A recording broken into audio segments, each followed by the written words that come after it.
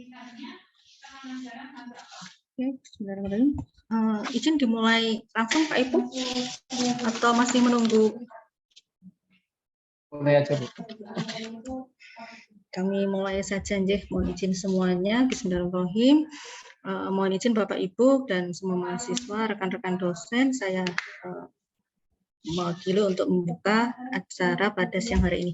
Bismillahirrahmanirrahim. Assalamualaikum warahmatullahi wabarakatuh. Waalaikumsalam warahmatullahi wabarakatuh. Waalaikumsalam warahmatullahi wabarakatuh. Sebelum kami mulai, mohon maaf untuk semua mahasiswa, rekan-rekan dosen, kami harapkan untuk open kamera, supaya lebih afdol, biar ganteng dan cantiknya nanti muncul, gitu ya. Untuk open kamera untuk semua peserta sosialisasi pada siang hari ini. Terima kasih yang sudah merespon untuk open kamera. Bismillah, kami mulai. Izin kami mulai. Kepada yang terhormat Ibu Wakil Rektor 1, Ibu Murniati, semoga sudah hadir.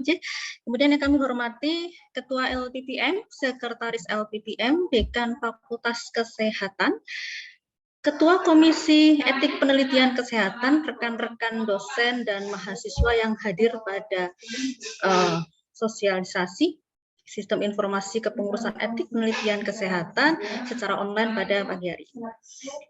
Bismillahirrahmanirrahim. Pertama-tama, mari kita panjatkan puji syukur kehadirat Allah Subhanahu wa taala. Alhamdulillahirabbil alamin atas nikmat yang diberikan Allah, anugerah kepada kita semua, sehingga pada siang hari ini kita diberikan kenikmatan kesehatan berupa jasmani dan rohani, sehingga kita bisa bertatap muka secara online via Zoom guna menghadiri acara kegiatan sosialisasi dengan agenda sosialisasi sistem informasi kepengurusan etik penelitian kesehatan yang diprakarsai oleh Komisi Etik Penelitian Kesehatan LPPM Universitas Harapan Bangsa. Untuk langsung saja kami mulai untuk menghemat waktu. Untuk memulai acara pada siang hari ini, marilah kita buka dengan lafal basmalah bersama-sama. Untuk yang beragama Islam, untuk yang beragama non-Islam, silahkan berdoa sesuai dengan keyakinan masing-masing. Bismillahirrahmanirrahim. Pada sosialisasi kegiatan siang hari ini ada dua pembicara yang luar biasa. Beliau adalah Dr. Made Suandika, Sarjana Keperawatan Nurse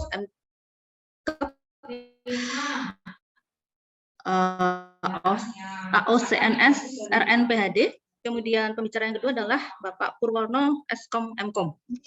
Untuk menyingkat waktu, kami langsung saja izin Bapak Ibu untuk langsung ke materi pengantar yang akan disampaikan oleh Bapak Made Suandika.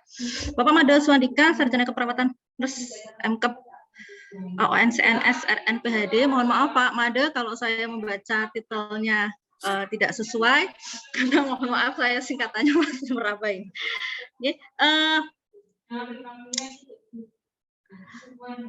Saya bacakan terlebih dahulu ya Pak Made, CV dari Pak Made, atau Pak Made langsung bisa share untuk... Ya, langsung share aja materinya. Salam di-share materinya, monggo Pak Made, sambil saya bacakan CV-nya. Beliau tahun 2006, riwayat pendidikan di Akademi Keperawatan Karya Husada Yogyakarta, lulus tahun 2006. Kemudian Sarjana Keperawatan Universitas Jenderal Sudirman tahun 2009. Kemudian nurse juga.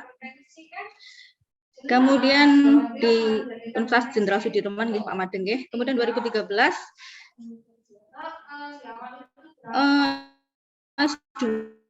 di Universitas Muhammadiyah Yogyakarta. Kemudian 2017 beliau memulai studi doktoralnya di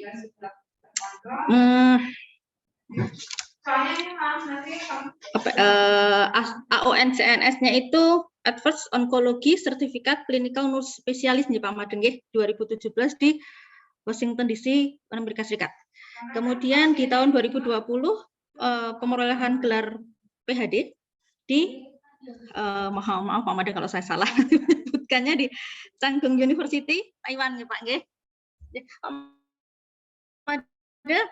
Untuk mempersingkat waktu, untuk pengantar pada sosialisasi sistem informasi kepengurusan etik penelitian pada siang hari ini, langsung saja monggo Pak Made kami persilahkan waktunya ruang Zoom-nya. Monggo Pak Made. Baik, Bu Rani, terima kasih atas penyampaian pembukaannya. Yang saya hormati Bapak Ibu pimpinan, rektor dan jajarannya, mungkin ada Bu Murni, ada Bu Dekan, dan juga Prodi. Untuk hari ini saya mohon izin untuk menyampaikan beberapa sosialisasi tentang Komisi Etik Penelitian Kesehatan dan juga ada etika penelitian seperti itu. Saya izin share screen.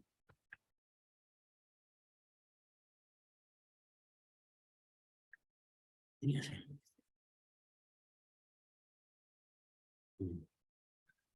Nah, ada beberapa hal yang melatar belakangi kenapa di Komisi Etik Penelitian Kesehatan itu muncul, itu berasal dari mekanisme bagaimana kita melakukan etika penelitian. Jadi ini dua-duanya ini ada perbedaan yang cukup jelas ya. Artinya ada bagaimana kita beretika penelitian dan juga ada komisi etiknya untuk maksudnya ada komisi etik penelitian kesehatan kalau dia di kesehatan. Nanti saya akan jelaskan di sini pengertian etika penelitian, bagaimana sistem etika penelitian, terus prinsip etik dalam penelitian kesehatan, apa-apa saja yang bisa menyebabkan pelanggaran etik, serta prinsip utama etika penelitian, dan di situ akan muncul prinsip keadilan kesetaraan karena kita melakukan penelitian pada manusia. Manusia ini berarti dia makhluk hidup yang memiliki hak yang sama, ya. Memiliki hak yang sama, misalnya hak untuk hidup, hak untuk tidak mau dilakukan sebagai sampel, atau dia hak untuk menolak dan sebagainya. Itu dijunjung tinggi. Maksud dijunjung tinggi adalah ini sangat diperhatikan dan sangat menjadi inti dari proses pengurusan etik penelitian ini gitu ya. Mungkin teman-teman yang di semester 7 atau semester akhir itu sudah kenal dengan informal consent, plagiarisme, dan juga yang lainnya. Nanti akan saya bahas secara detail dan secara singkat tapi jelas begitu. Baik Bapak Ibu semuanya, kenapa Bapak Ibu hari ini dikumpulkan untuk mendapatkan pembekalan sosialisasi pengurusan etik penelitian di Universitas Harapan Bangsa, ya. Jadi di seluruh dunia penelitian itu sudah merupakan, ada yang bilang di suatu artikelnya, merupakan fondasi dari perkembangan ilmu. Dikatakan fondasi. Nah, fondasi yang kuat itu harus memiliki syarat-syarat yang banyak. Ya, artinya, dia memiliki hasil yang bagus, sampelnya yang bagus, tapi juga memiliki hal yang menyetarakan bahwa manusia itu memiliki hak apapun itu. Nah, rata-rata penelitian di kesehatan ditemukan bahwa banyak sekali sampel penelitiannya atau respondennya itu adalah manusia. Sehingga ini merupakan suatu isu, sebenarnya isu yang sudah lama, ya. Dan semakin ke sini itu semakin diperhatikan kebutuhan dan bagaimana cara memberlakukannya gitu. Jadi kalau Anda memiliki konsep penelitian atau memiliki penelitian proposal yang bagus, jika dia tidak lolos etik, penelitian itu seperti sampah akhirnya. Begitu, ya. Kenapa saya bilang sampah? Karena dia penelitian itu berarti sembrono. Dia memiliki kualitas yang tidak memperhatikan bahwa ada beberapa di kehidupan ini atau disebut dengan mekanisme humanity, ya, penilaian humanity itu dibelakangkan atau ditinggalkan. Ini tidak boleh di dalam penelitian kesehatan apalagi. Ya, ini sangat sangat dilarang karena penelitian yang kita hasilkan itu akan dipakai sebagai dasar perkembangan ilmu yang dulu dan sekarang dan di masa mendatang. Kalau dia sudah ada lulus etik dan sudah dilakukan pengurusan etik, berarti penelitian ini bisa dipertanggungjawabkan. Kepada siapa? Kepada diri si peneliti, kepada orang lain, dan juga kepada pasiennya. Gitu. Karena apa? Karena pasien atau responden itu dari manusia atau manusia sebagai respondennya itu diperlakukan dengan sangat baik dengan kaidah-kaidah memperhatikan bahwa manusia itu memiliki hak yang sama, setara. Kira-kira seperti itu. Nah, di etika penelitian disampaikan bahwa persoalan norma standar yang harus digunakan sebagai pedoman dan sekaligus nilai-nilai luhur. Iya, beretika berarti memiliki nilai-nilai yang bagus di situ. Ya, tapi beretikanya ini dalam penelitian karena etika itu kan macam-macam Bapak Ibu. Dia ada beretika makan, beretika dan sebagainya. Nah, kalau di sini beretika penelitian. Begitu ya, ada yang boleh dilakukan dan tidak boleh dilakukan. Nah, secara teoritis itu ada beberapa penelitian pengertiannya memang ya. Seperti etika deontologi yang benar gitu misalnya, ada etika konsekuensi dan yang lain-lain yang saya sampaikan tadi. Nah, yang saya highlight di sini adalah atau yang saya tonjolkan di sini adalah bagaimana seorang peneliti melakukan etika penelitian yang baik yang mengikuti norma-norma yang ada. Karena kalau sudah mengikuti norma-norma yang ada, baik normanya yang secara di daerah, terus normanya secara agama misalnya, dan yang lain-lain, itu akan cenderung, ya, bukan berarti semua ya, cenderung mengarah pada area legalitas. Bisa diterima, gitu.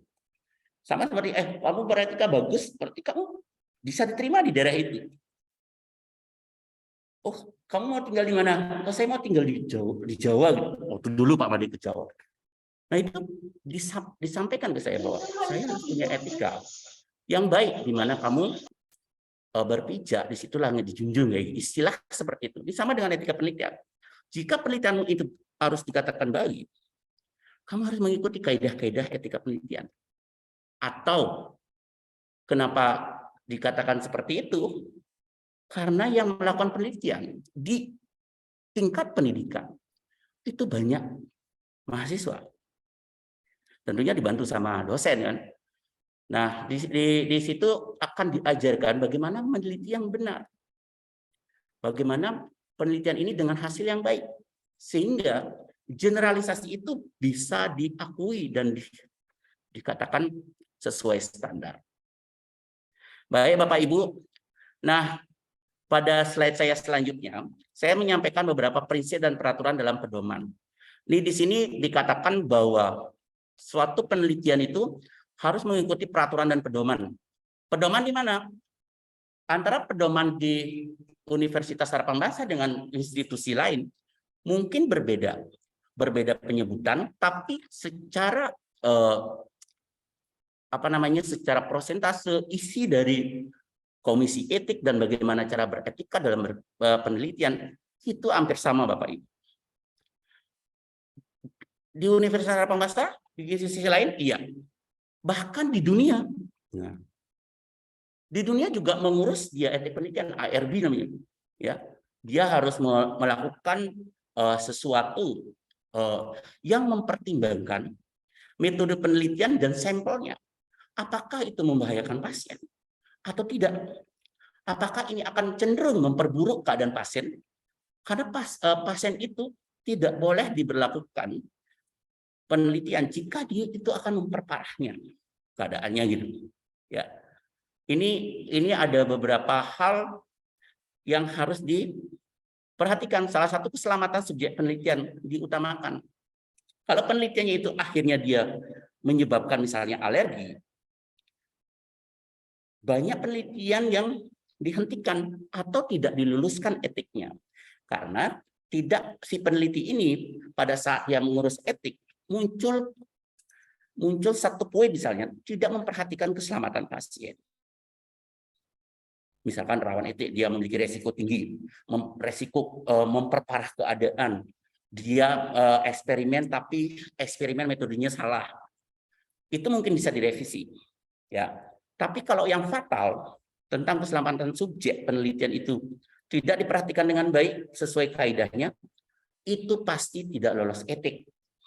Artinya, Bapak Ibu sudah mengurus proposal, sudah lulus proposal penelitian, sudah presentasi dengan dosennya misalnya, ya.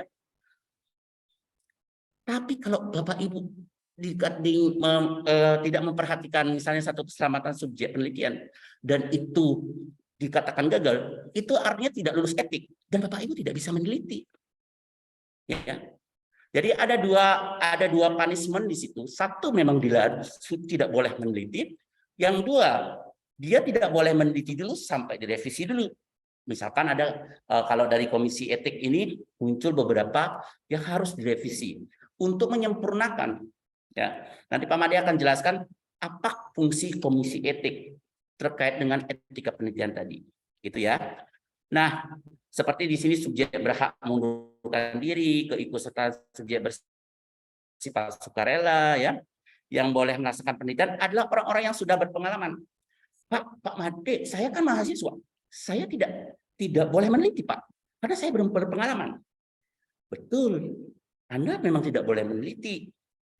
Tapi ingat, Anda meneliti ada bimbingan dari seniornya. Jadi walaupun mahasiswa itu belum pernah meneliti, karena kami dari dosen-dosennya itu sudah pernah penelitian pemula sampai sudah membuat tesis, bahkan disertasi. Berarti dari level itu kita sudah boleh membimbing. Nah, yang baru-baru penelitian ini jangan dibatasi, biarkan tapi dibimbing. Pembimbing inilah yang akan menjadi, kalau saya bilang tadi, fondasi juga bahwa penelitian yang belum pernah meneliti ini bisa tetap dilakukan. Ya, nah konteks dalam penelitian yang ada di UABI pada mahasiswa semester akhir ini semuanya adalah dibimbing oleh pembimbing skripsi, sehingga teman-teman semuanya tetap bisa meneliti. Kalau kita melihat prinsip ini, gitu, ya, jangan teman-teman bingung dengan hal ini, ya, karena pernah dulu yang bertanya seperti itu. Ya, ini terjawab, ya. Tetap Anda bisa meneliti dengan bimbingan. Pembimbingnya inilah yang disebut sebagai peneliti supervisi atau peneliti senior yang sudah berpengalaman. Nah, beberapa prinsip yang lain adalah proposal harus dinilai dari segi ilmiah dan etik, dan juga proposal disetujui terus diperbolehkan penelitian. Bapak Ibu yang saya hormati dan teman-teman mahasiswa semester akhir, ada beberapa prinsip etik dalam penelitian yang mungkin belum tertulis di depan, tapi dia tertulis di sini, ya. Salah satunya adalah disampaikan bahwa menghormati otonomi partisipan. Partisipan itu memiliki otonomi, ya, pada dirinya. Penjelasan kepada partisipan ini memang penting sekali untuk mempersamakan persepsi bahwa penelitian-penelitian yang akan dilakukan, kalau dia memiliki konsekuensi bahwa akan terjadi misalkan 1, 2, 3, itu harus clear, artinya harus jelaskan secara detail dan pastikan pasien paham. Kecuali single blind, ya, ada beberapa metode penelitian yang menggunakan single blind, Single itu ada satu, blind itu buta. Berarti satu misalkan dari si pasien yang nggak tahu bahwa dia digunakan sebagai partisipan. Ada beberapa memang metode yang bisa dilakukan dengan memperhatikan dari metode tersebut gitu. Ya. Terus kemudian kerugian atau meningkatkan manfaat bagi semua partisipan ini memang harus dicegah sedini mungkin. Nah, untuk itu dari Komisi Etik yang akan membantu proposal yang Anda sudah ujikan, mau tidak mau melihat dari proses ini dan aturan ini, Anda harus mengurus etik penelitian. Jadi etik penelitian itu bukan sekedar bukan sekedar hanya protap bahwa Anda harus mengurus itu, tapi ada nilai yang sangat baik di situ yang kita bisa ambil. Salah satunya adalah menghormati hak Anda sebagai manusia. Apapun bentuk manusianya, ya, mau kulit hitam, putih, mau pendek dan sebagainya yang saya sebutkan, itu memiliki hak yang sama. Di situ saya ambil key point dari proses etik ini, ya. Bapak Ibu, kalau meneliti disampaikan di situ bahwa prinsip-prinsip dari pasien juga harus dihormati. Contoh, pasien tidak bisa makan daging babi, ya, itu harus dihormati. Atau pasien tidak bisa makan daging sapi, itu salah satu contoh saja. Atau pasiennya dia adalah memiliki budaya di mana dia harus melakukan kegiatan, misalnya dia habis menikah harus disendirikan di rumah dengan ada rumah kayu gitu, disendirikan dan lain-lain. Ini artinya di sini disampaikan memang disamakan, memiliki hak yang sama, tapi budaya ini juga harus disesuaikan gitu.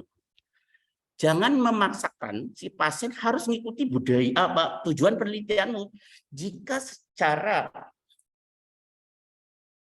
etik penelitian itu salah gitu, ya. Artinya tidak boleh ada paksaan.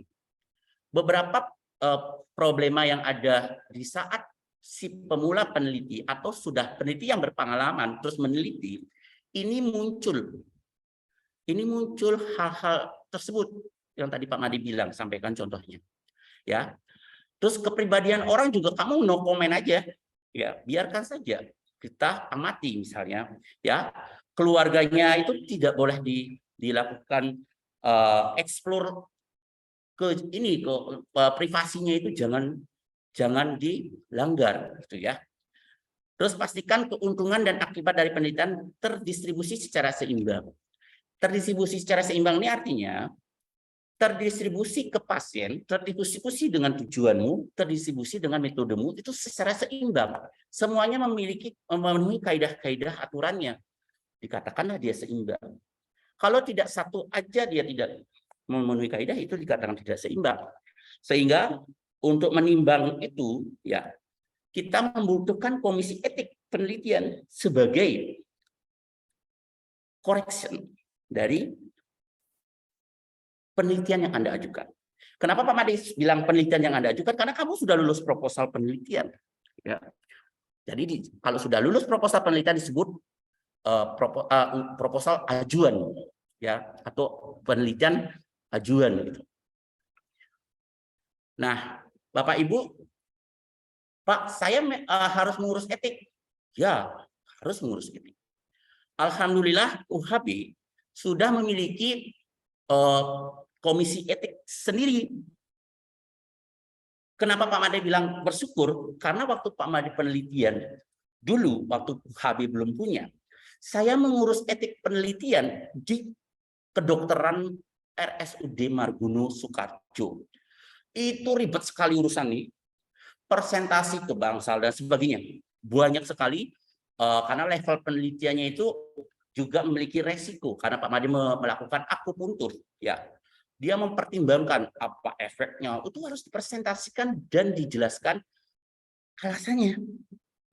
Kalau kamu tidak bisa menjelaskan dengan baik kepada komite etik, mungkin saja penelitianmu akan tercancel. Sehingga Bapak Ibu harus memperhatikan hal tersebut.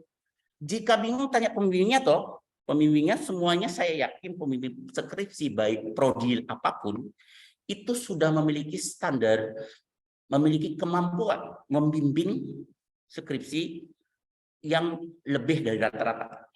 Ya, saya percaya itu karena beliau-beliau dosen-dosen sudah sekolah, sudah S2 ya, artinya sudah melampaui hal-hal penelitian baik yang mudah maupun yang sulit.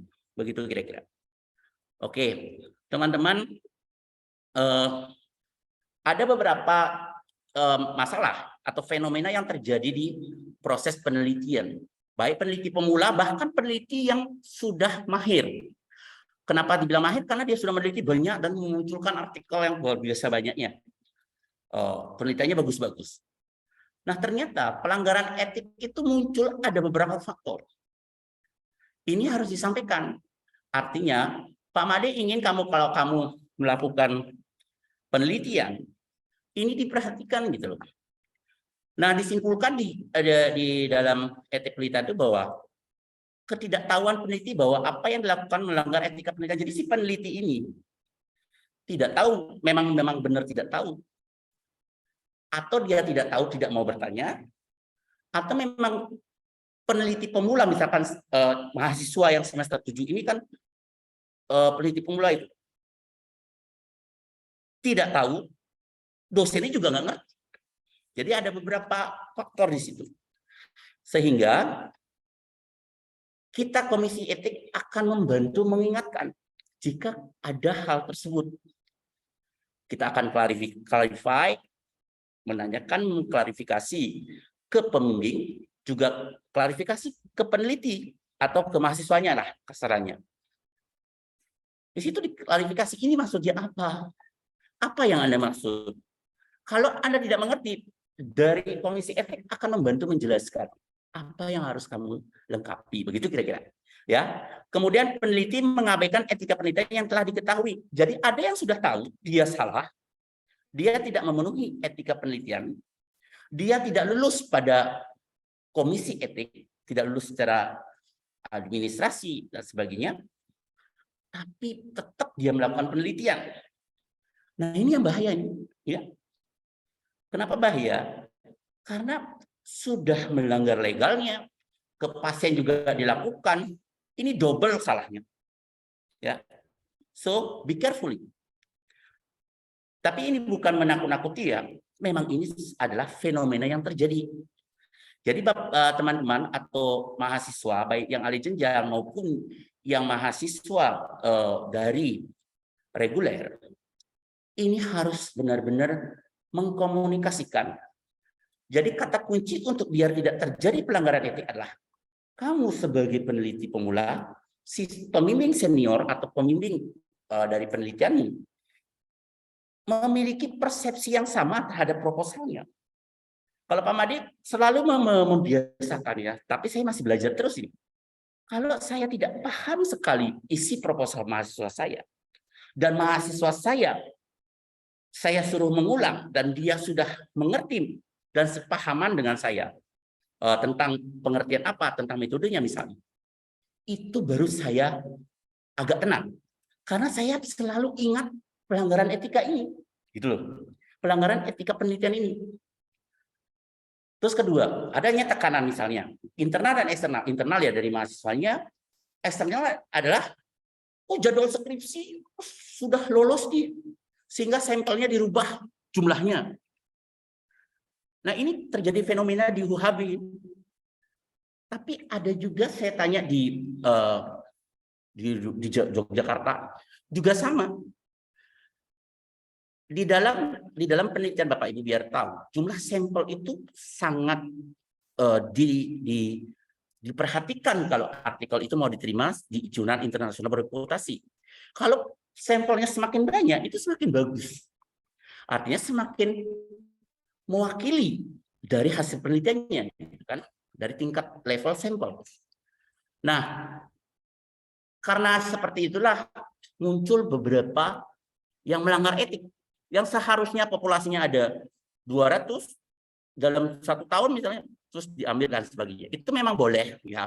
Di dalam beberapa buku metode penelitian itu memang diperbolehkan untuk mengambil seperti itu.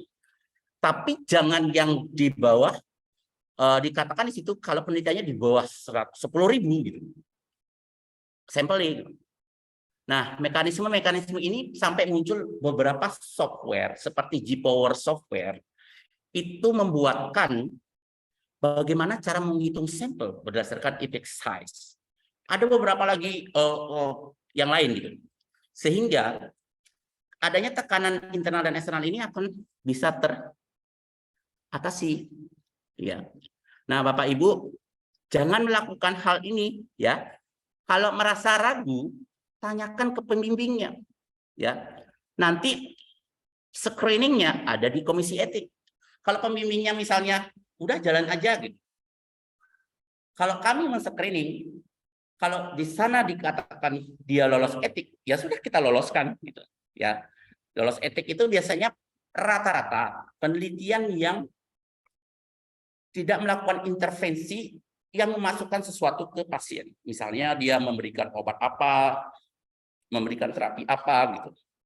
Kalau intervensinya itu jelas, karena kalau intervensi itu evaluasinya itu lebih ketat daripada evaluasi yang non-intervensi. Sehingga kebanyakan yang intervensi merupakan warning bagi kita si komisi etik. Oh, ini intervensi, kita komunikasikan dengan tim. Ada Bu Rani, ada Bu Linda, ya, ada Pak Made, ada Bu Ulfa, ada Bu Emma. Itu kita lihat Pak Made kira-kira rawan etik.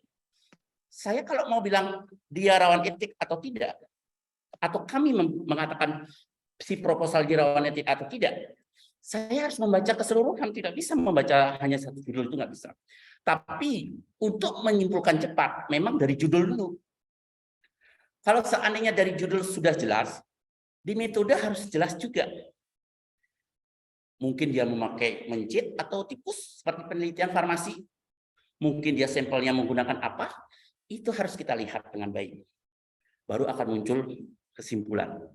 Jadi ada komisi etik itu bukan sembarang orang yang bisa di komisi etik. Beliau-beliau sudah memiliki sertifikat sebagai editor dan sebagainya yang sudah terstandarisasi secara nasional, ya. Jadi kok Pak Made bisa di situ, kok bisa jadi komisi etik karena memiliki beberapa hal tersebut. Artinya kalau kami muncul ada kesimpulan dari komisi etik itu misalnya kamu harus merevisi, lakukan saja. Karena harus yakin bahwa profesionalisme di komisi etik itu sudah terstandar. Lakukan dengan baik. Itu untuk melindungi si peneliti ini. Pak Made, mohon maaf saya selang sebentar, 10 menit lagi ya Pak Made. Untuk dipercepat untuk persyaratnya Pak Made. Ya, Pak Ternuwun. Baik, Bu Rani, maaf. Oke, gitu ya. Jadi harus memenuhi standar itu. Kemudian ini saya lewati karena ini sudah saya sampaikan tadi. Nah, Bapak Ibu di dalam informed consent misalnya itu akan melihat bagaimana si sampel penelitian ini memiliki harkat dan martabat manusia sebagai subjek penelitian itu. Nah, di Henelsky menyampaikan bahwa ada beberapa hak subjek, seperti Anda sebagai peneliti harus mampu menjelaskan tujuan, manfaat, resiko, serta hal-hal yang terkait penelitian. Kebebasan menentukan pilihan itu juga harus diutamakan. Sudah paham pasiennya, sudah sampel penelitiannya sudah mengerti, tiba-tiba dia berhenti di tengah jalan, itu jangan dimarahi. Iakan saja, oh ya berarti kamu harus mencari sampel yang lain. Nah, itu akan tergambar pada informed consent.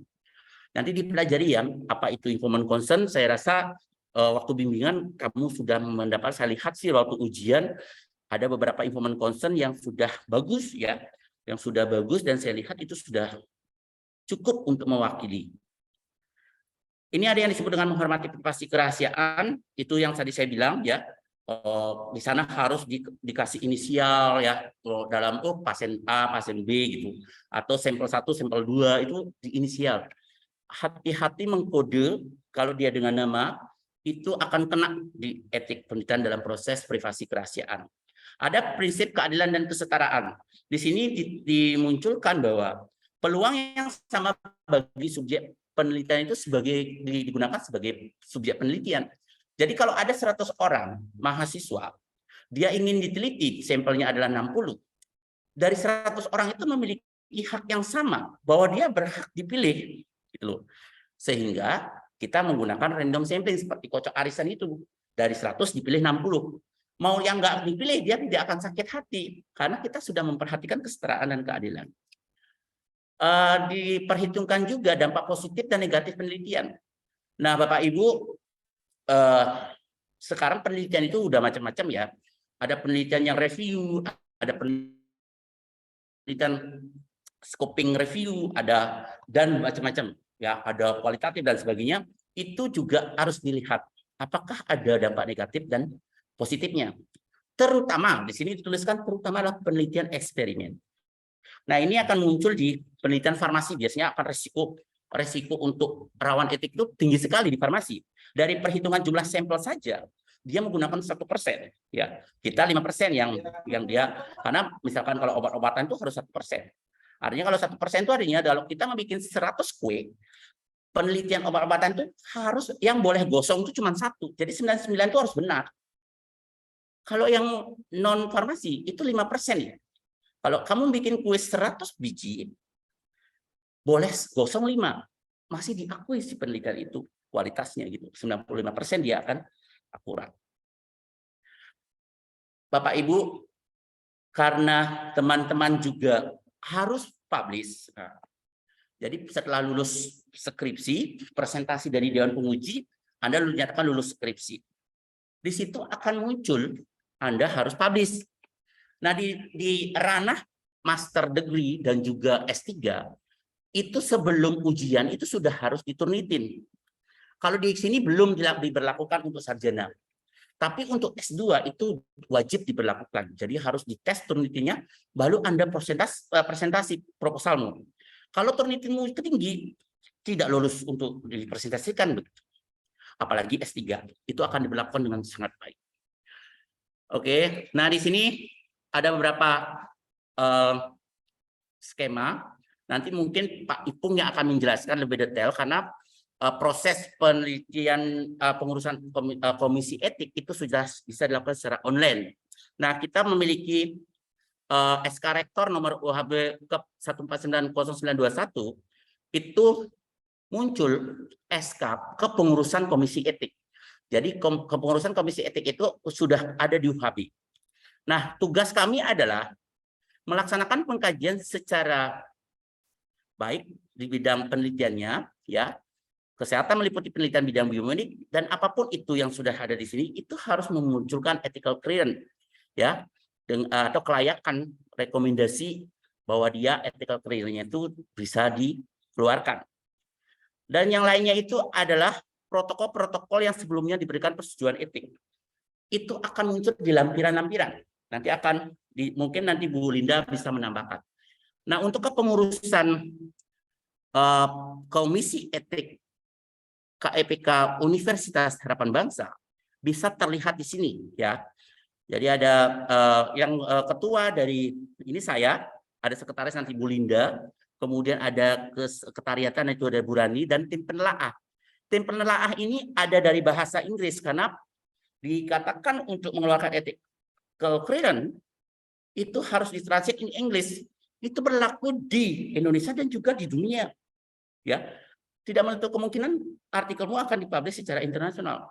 Jika dia membaca itu, pasti akan muncul standar ada bahasa Inggrisnya. Teman-teman yang saya banggakan, tadi saya sudah nanya sama Pak Ipung, nanti ini adalah link dari bagaimana cara melihat komisi berkasnya. Terus sekretariatannya tuh ada emailnya ya, sekretariat@kepk.ohb.ac.id. Bapak Ibu atau teman-teman mahasiswa, kepengurusan KPEK ini sudah diberlakukan di seluruh universitas, di seluruh institusi pendidikan yang ada di Indonesia. Jadi jangan beranggapan, oh hanya UHB, enggak, sudah rata, ya. Dan itu harus dilakukan dengan baik. Sorry.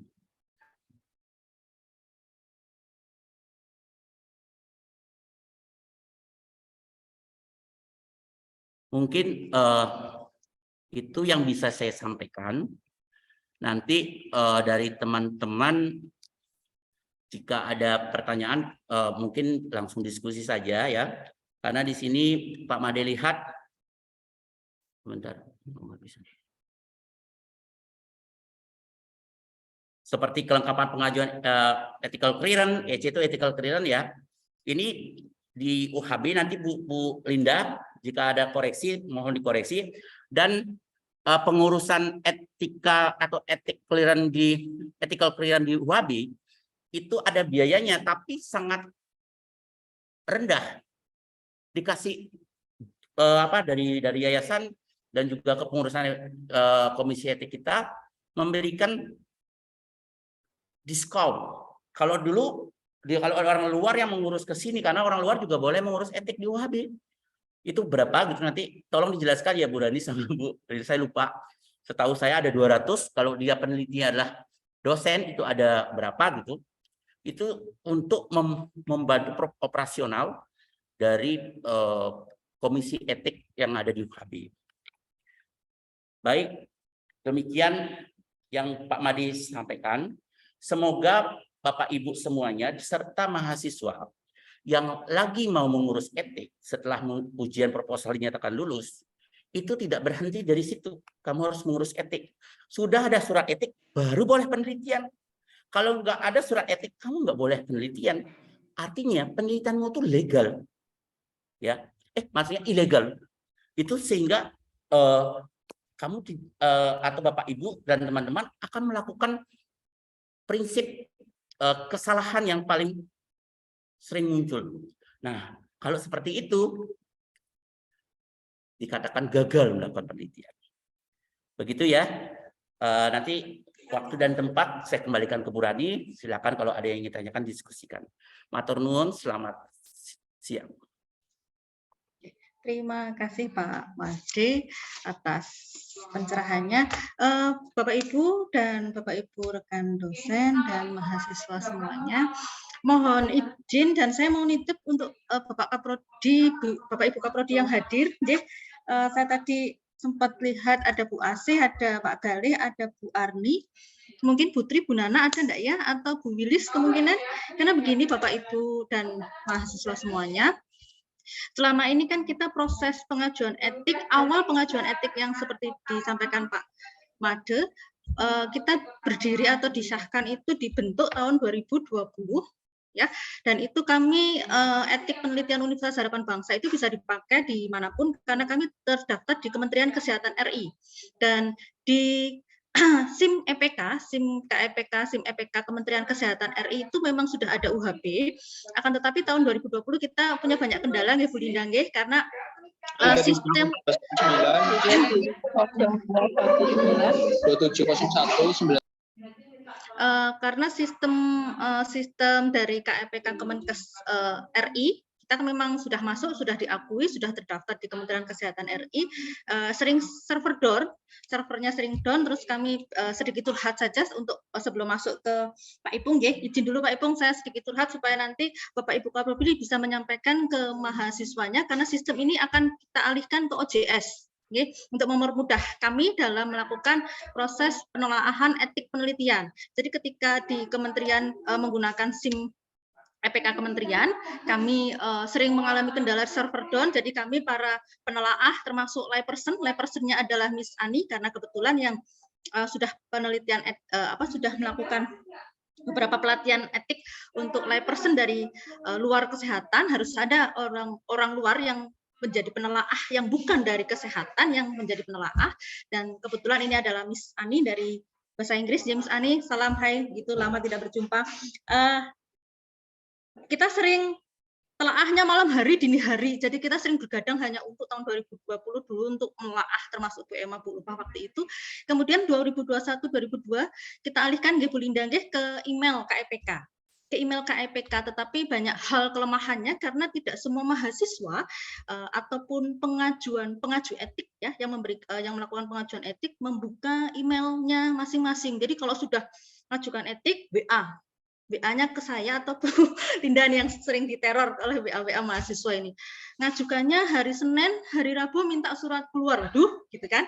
Kita belum menelaah, kita belum sharing, karena kalau tadi di slide Pak Made, sebenarnya kalau etik itu ada exempted, expedited, sama full board. Exempted itu bisa langsung surat dikeluarkan kalau kelengkapannya lengkap. Expedited itu kalau ada beberapa berkas yang harus dilengkapi. Full board itu kalau memang tidak bisa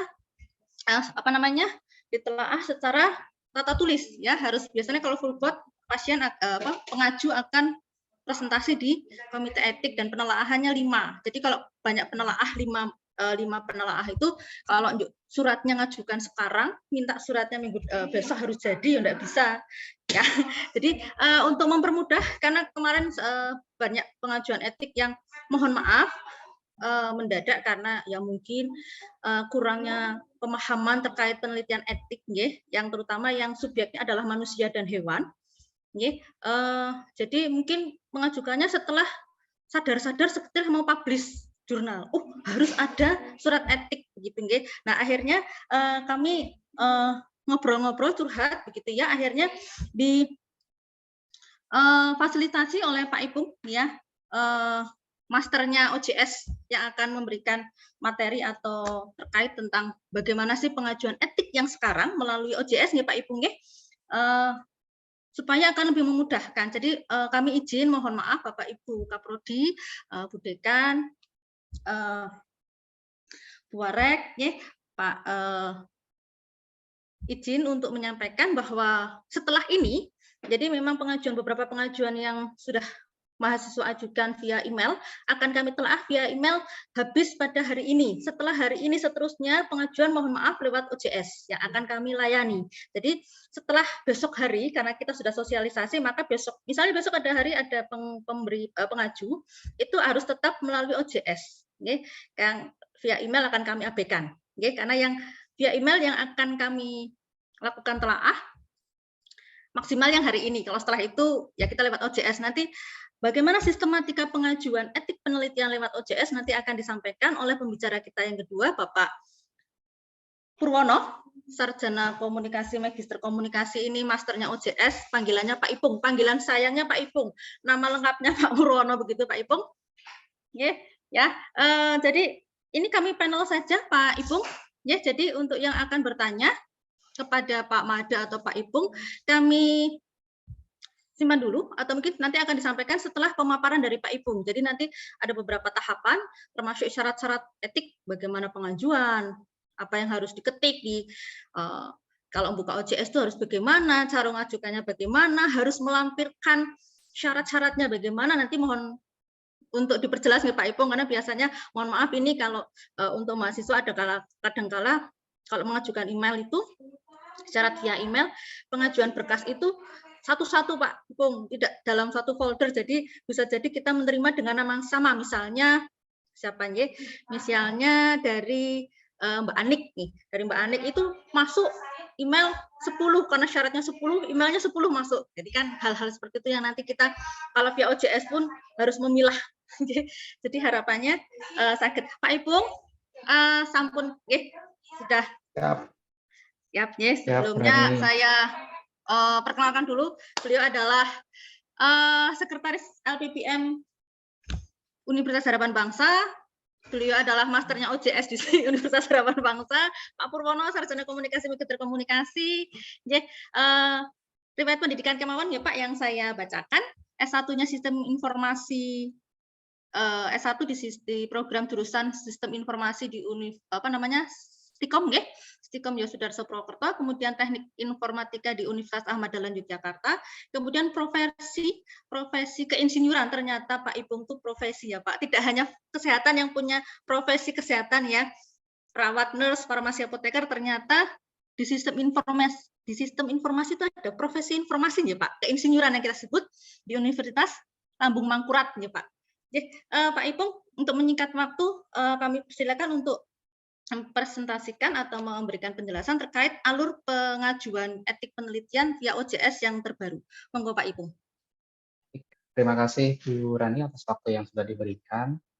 Yang saya hormati Bu Murniati selaku Wakil Rektor 1, yang saya hormati Bu Dekan, Bu Novitasari, kemudian saya hormati juga Ibu Kepala LPM, Ibu Etika, kemudian yang saya hormati Bapak Ibu Kaprodi di Fakultas Kesehatan UHB, dan yang saya hormati juga teman-teman dari Komite Etik Penelitian Kesehatan, KPM, dan Bapak Ibu dosen, serta mahasiswa dari Fakultas Kesehatan.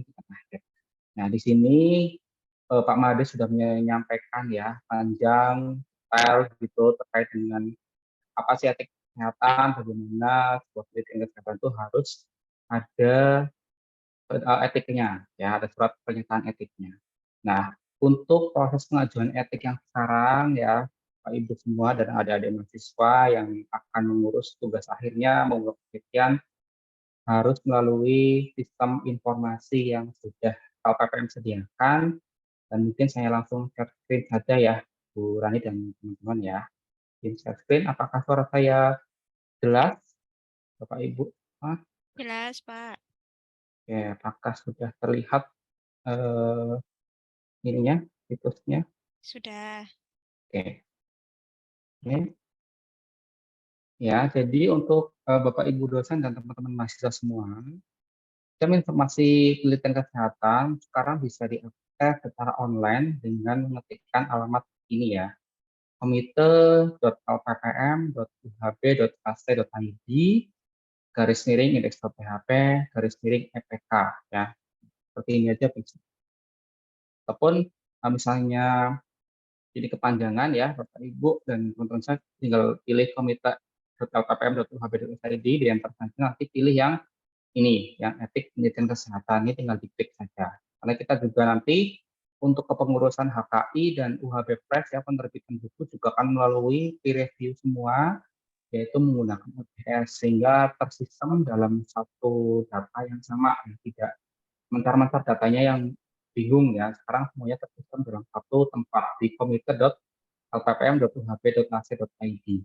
Nah, jadi tinggal dipilih saja ini yang etik penelitian kesehatan, diklik saja, lalu muncul situsnya seperti ini ya, Bapak Ibu dan adik-adik semua.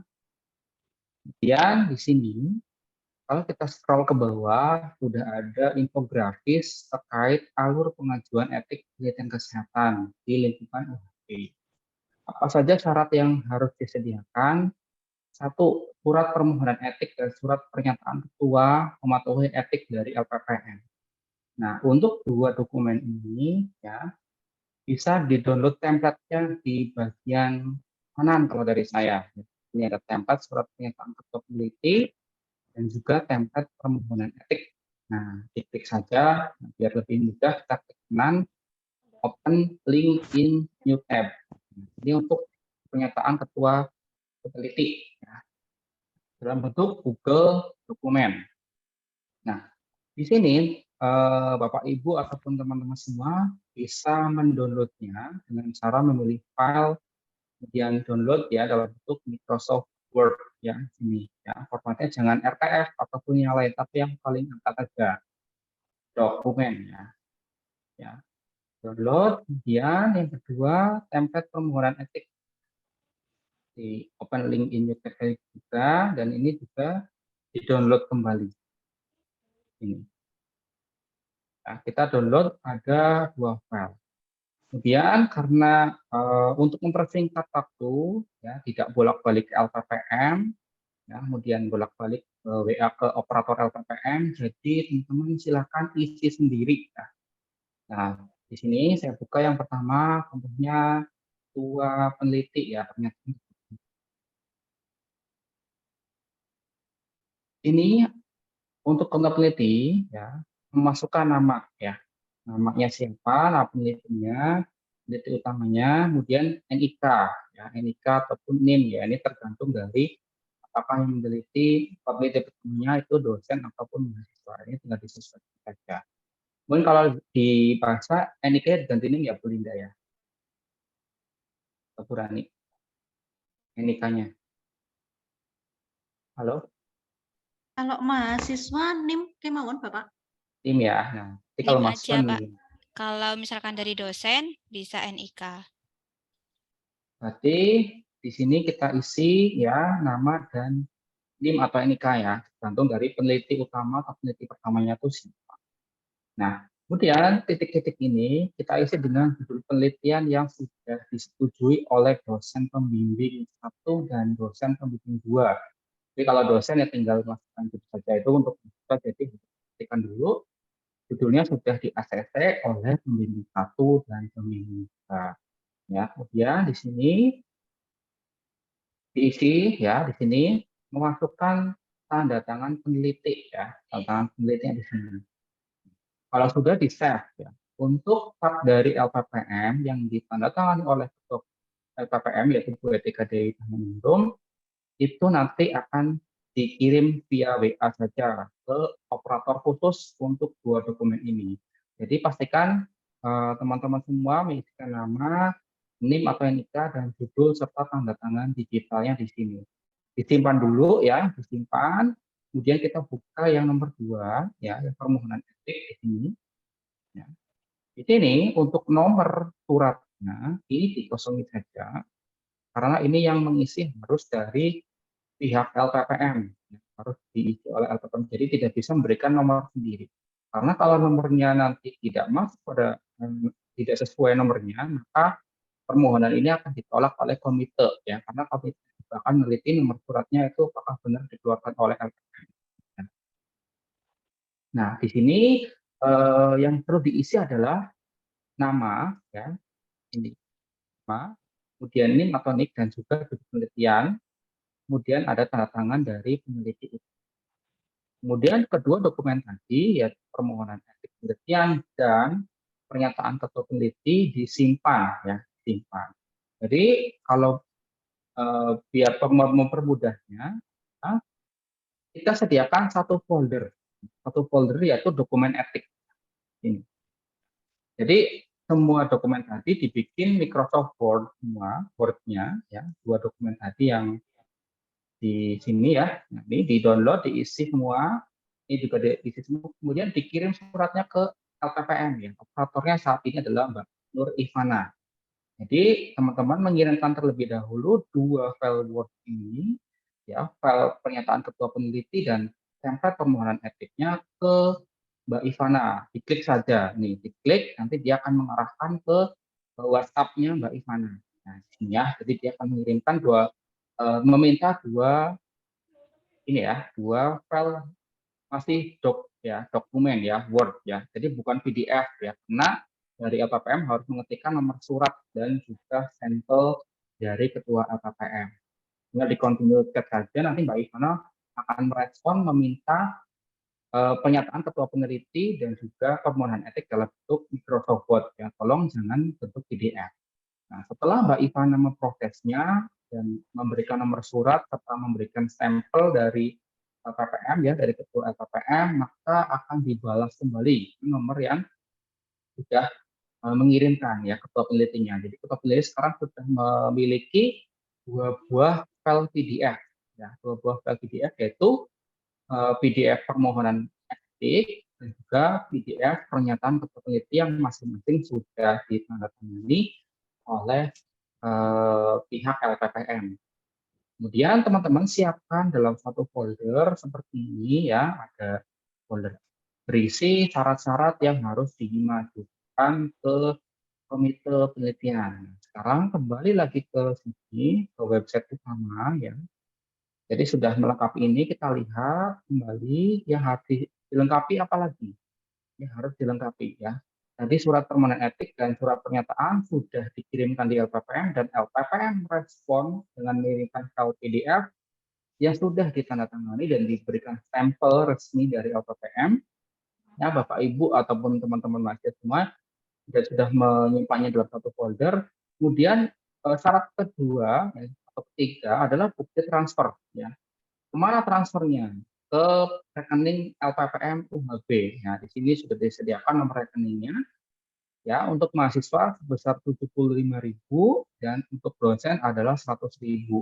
Ya, saat ini harganya segitu untuk proses verifikasi dari etik penelitian kesehatan. Ya, kemudian teman-teman simpan lagi bukti transfernya ya, di sini simpan lagi ya. 1, 2, 3. Ada bukti transfer, ada permohonan etik, dan juga pernyataan. Jadi disimpan dalam satu folder.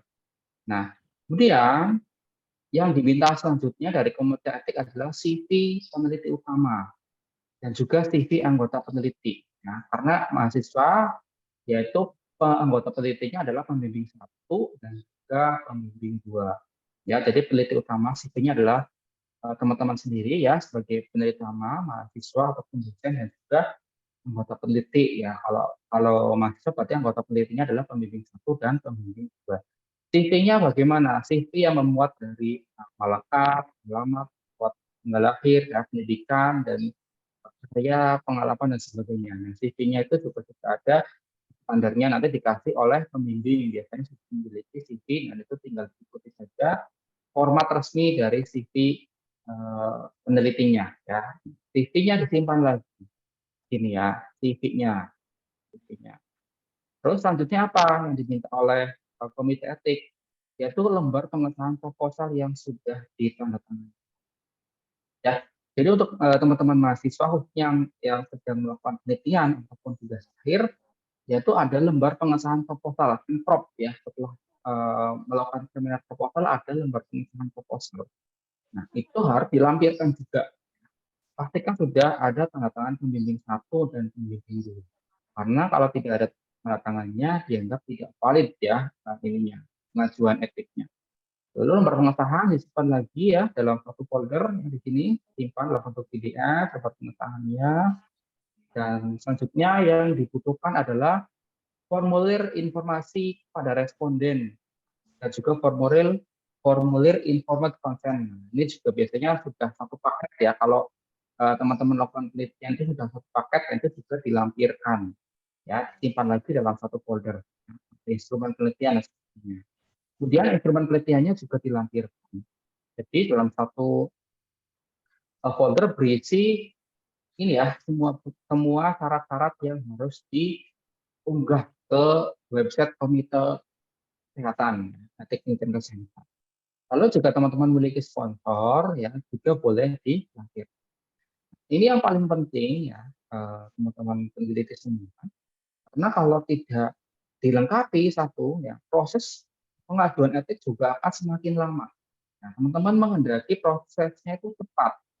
Ya, pengennya sehari 2 hari selesai, tapi tidak lengkap datanya, tidak lengkap syaratnya. Jadi akan bertambah lama. Nah, tentunya ini harus pastikan dulu lengkap semua dulu. Sebelum maju ke komite etik, pastikan ini lengkap semuanya dulu. Ya, kalau tidak lengkap, ya nanti juga akan prosesnya menambah lama karena akan tertumpuk dengan antrian-antrian. Nah, semua dokumen ini yang sudah teman-teman satukan dalam satu folder ya di sini, kemudian akan diunggah ke sistem informasi ini. Caranya bagaimana? Untuk masuk ke sini harus melakukan registrasi ya teman-teman semua. Registrasinya di menu apa Pak? Ya, registrasinya di sini. Sebetulnya untuk OJS ini umum ya, sangat umum untuk Bapak Ibu dosen yang sudah sering melakukan publikasi ilmiah. Nah, ini juga kesempatan baik untuk teman-teman mahasiswa ya, karena kita akan melakukan publikasi. Nah, sistemnya sama ya, seperti teman-teman mengirimkan jurnal, artikel ke sebuah jurnal penelitian sama. Ya, kita harus melakukan registrasi dulu. Nah, saya akan contohkan registrasi ya dengan memilih menu register di sini. Register di sini memberikan informasi ya, informasi yaitu nama pertama, nama tengah, ya, nama akhir, afiliasi, negara dan sebagainya. Sebagai contoh saya berikan contoh ya namanya Mas Tira ya, sebagai peneliti ya. Dia tidak ada nama tengah, yang wajib yang dikasih bintang ini sifatnya wajib ya teman-teman ya. Ya, nama pertama, nama terakhir ya, afiliasinya apa? B. Universitas.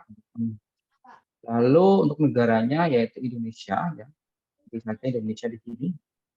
Kemudian login email. Nah, ini seringkali diabaikan oleh teman-teman semua dan juga bahaya juga kalau menggunakan email palsu ya ataupun email yang tidak valid, tidak aktif. Karena apa? Karena semua notifikasi dari komite LKPM itu akan via email. tidak ada WA lagi ya untuk prosesnya. WA hanya ke sekretariat LPPM saja ya untuk mengirimkan pernyataan ketua peneliti dan permohonan.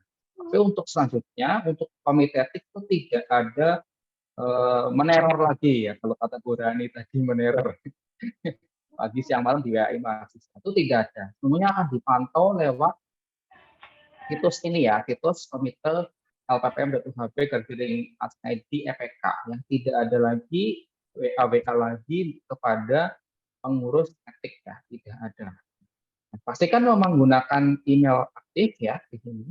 Kalau emailnya tidak aktif, maka balasan dari komite etik itu tidak akan ada ya, tidak akan muncul di HP kalian atau tidak akan muncul di email kalian. Oke ya, saya pastikan teman-teman pastikan menggunakan email aktif. Contoh email ini. Nah, lalu username. Username-nya adalah sesuatu yang teman-teman mudah diingat. Misalnya Devira 12 misalnya seperti itu. Password ini juga password yang teman-teman mudah diingat tapi tidak terlalu mudah untuk tebak.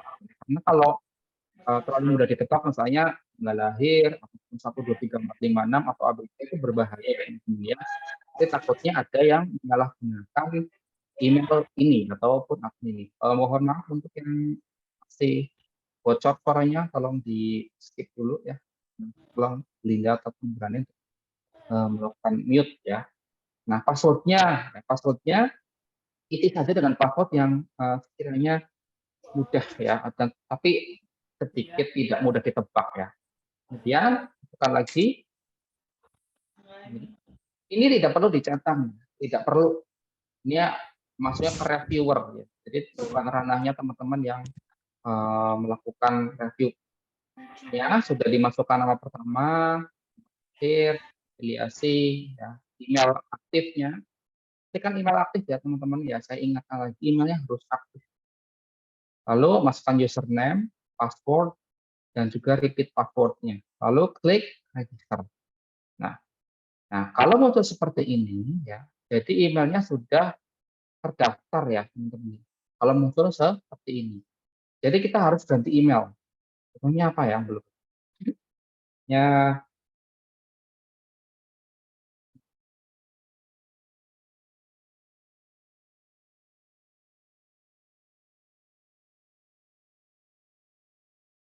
jadi kalau ada notifikasi seperti itu, biasanya ini ya teman-teman ya, sudah digunakan atau pernah mendaftar ya. Jadi kadang-kadang kan teman-teman mendaftar ya, register lagi, nah itu tidak.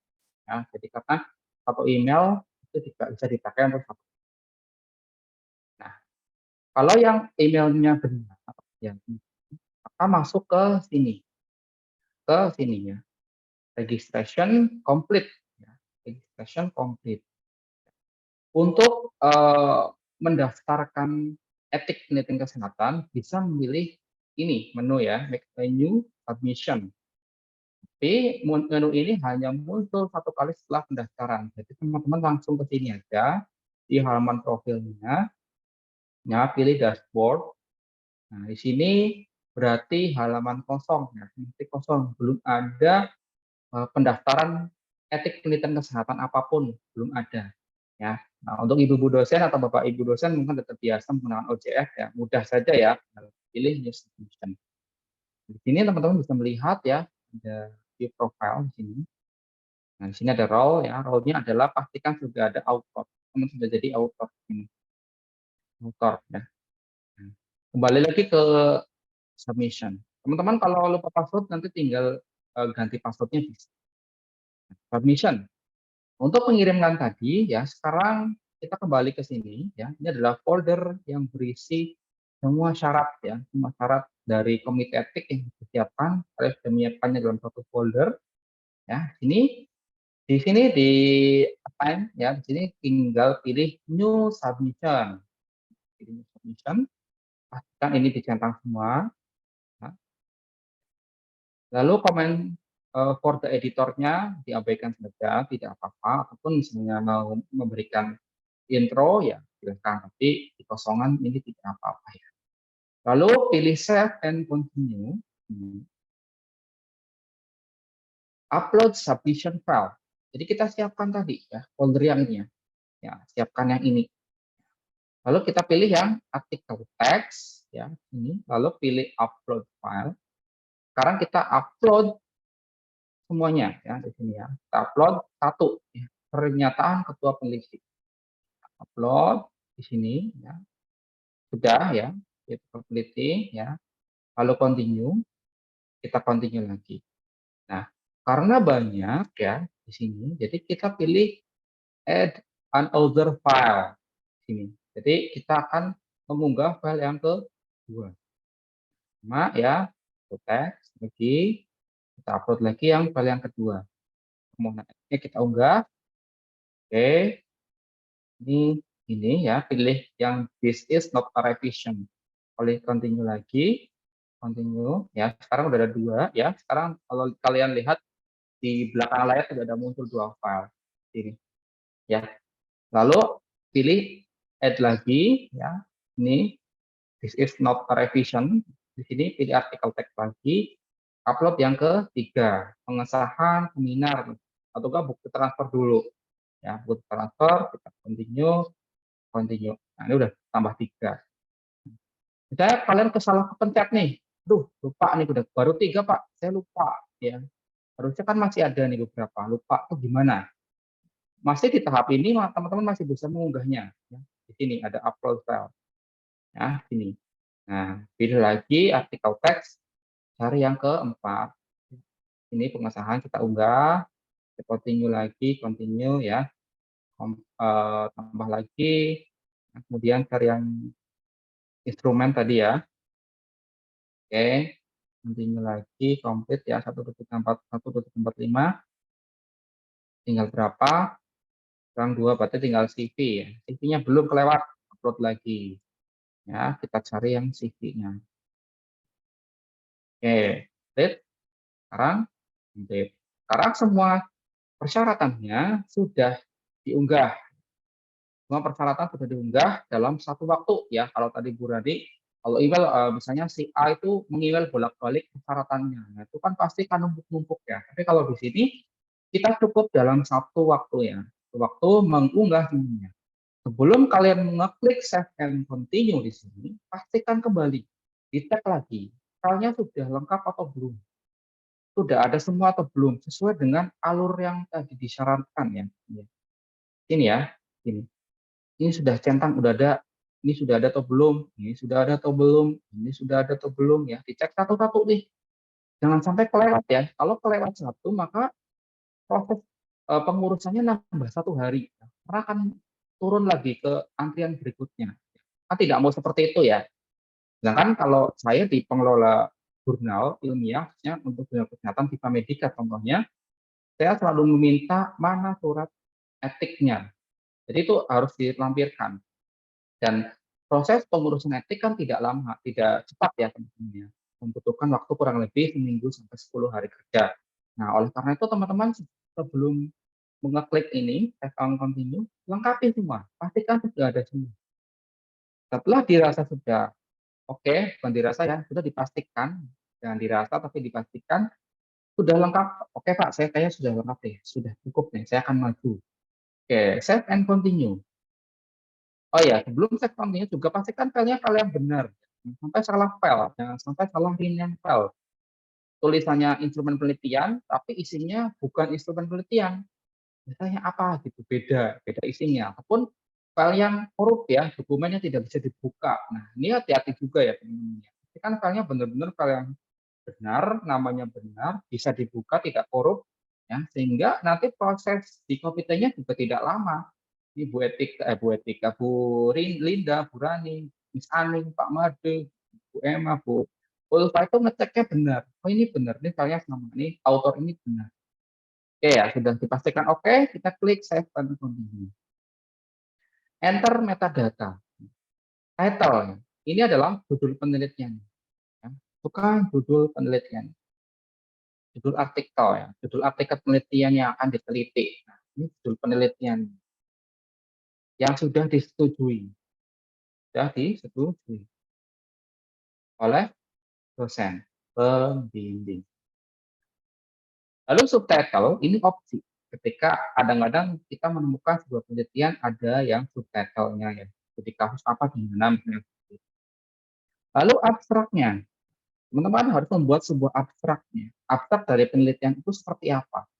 Abstrak ini maksimal 200 kata ya teman-teman ya, 200 kata. Dan menggambarkan hampir 100% inti dari penelitian itu. Abstraknya ya, dari latar belakangnya dan kemudian metodenya itu seperti apa. Jadi kalian mau mengajukan penelitian, jadi pastikan latar belakang dan metode penelitian itu jelas sudah disampaikan di abstrak, sehingga komite itu melihat abstraknya saja sudah tahu, oh berarti ini penelitiannya akan menggunakan objek ini, metodenya ini, gitu ya. Jadi terlihat jelas abstraknya itu gambaran umum terkait penelitian apa yang akan dilakukan di sini. Contohnya di sini. Oke. Abstrak 200 kata. Seperti itu. List of contributors. Nah, di sini. Ketika di sini baru peneliti pertama, otomatis kita akan menambahkan 2 peneliti yang anggota ya, dosen 1 dan dosen 2. Tinggal di sini ditambahkan di add contributor.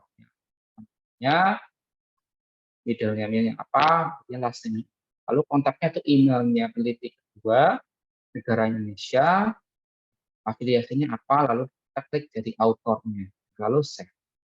Itu juga dengan peneliti kedua. Ya, jadi setelah ditambahkan nanti akan muncul 2 di sini.